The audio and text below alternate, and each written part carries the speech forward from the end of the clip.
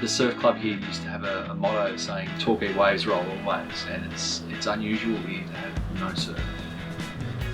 My name is Craig Baird. I'm the curator of the Australian National Surfing Museum here in Torquay. As soon as you start surfing, you become familiar with the place and develop a bit of a sense of place and belonging to that place, but also a sense of responsibility that if you see something that's not right, you try and fix it. Bells is probably a really good example of surfers arriving to have fun and not realising the effects that they were having. For a long time at Bells, the surfers had a fire on the beach to keep warm without wetsuits in the early days, and they'd cook themselves basically. They'd stand around the fire, get really, really hot, go out, get hypothermia, come back and thaw out around the fire.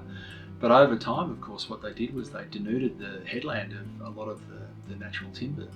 And having created the problem, the surfers then also identified that they were responsible and needed to provide a solution. So Bells became the world's first surfing recreation reserve. They used to run a contest at Bells, which is called the Conservation Contest, and the entry fee was planting a native bush or a tree.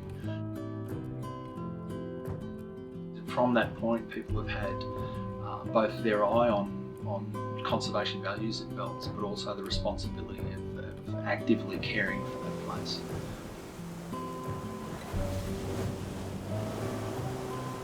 We get a lot of Western Australians that come to Bells and in this area, and I think a lot of them feel instantly at home. And it's kind of like the flip side of the same story, that they're from a similar latitude, they've got similar weather, they're exposed to the same forces, and so they feel pretty much at home here. So it's an indication that we're kind of linked. If nothing else, there's lines on maps. There's the Victorian border and the South Australian coast and the Western Australian coast, and it's pretty vast. That is one coast.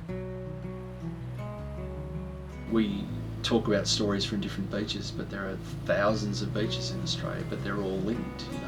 That coastline is just running around the whole thing. And obviously, if it's somewhere that you like and you surf regularly, then you're going to do what you can to look out for it and protect it.